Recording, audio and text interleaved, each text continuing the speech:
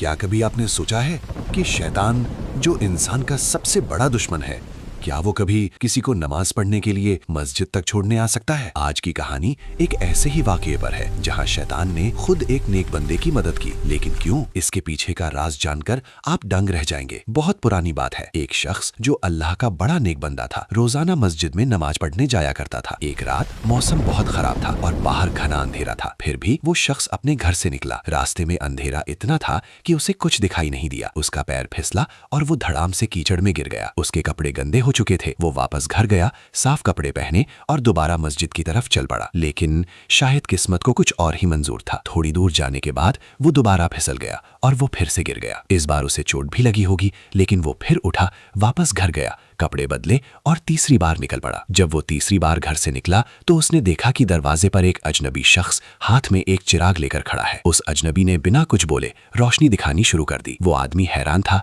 लेकिन चुपचाप उसके पीछे चलता रहा। उस अजनबी ने उसे बड़े आराम से मस्जिद के दरवाजे तक पहुंचा दिया। नेक आदमी मस्जिद के अंदर चला गया और सुकून के साथ अपनी नमाज अदा की। नमाज खत्म होने के बाद जब वो बाहर निकला तो उसने देखा कि वही अजनबी अब भी चिराग लेकर वहीं खड़ा है। नेक आदमी को हैरानी हुई। उसने शुक्रिया अदा किया और फिर दोनों साथ साथ चल पड़े। अजनबी ने उसे आराम से उसके घर तक छोड़ दिया। घर के दरवाजे पर पहुंचकर नेक आदमी ने पूछा, भाई तुम कौन हो? तुमने इतनी रात को मेरी मदद क्यों की? तब अजनबी ने धीमी आवाज में कहा, मैं इंसान नहीं, मैं शैतान हूँ। नेक आदमी सन्ना रह गया। शैतान? और तुमने मेरी मदद की? तब शैतान बोला, जब तुम पहली बार गिरे और फिर भी नमाज के लिए निकले, अल्लाह ने तुम्हारे गुनाह माफ कर दिए। दूसरी बार गिरने पर तुम्हारे घर वालों और रिश्तेदारों पर रहमत हुई। मुझे डर था अगर तुम तीसरी बार भी गिर गए तो शायद और ज्यादा लोगों पर मगफिरत हो जाए, इसलिए मैंने खुद तुम्हें रास्ता दिखा दिया।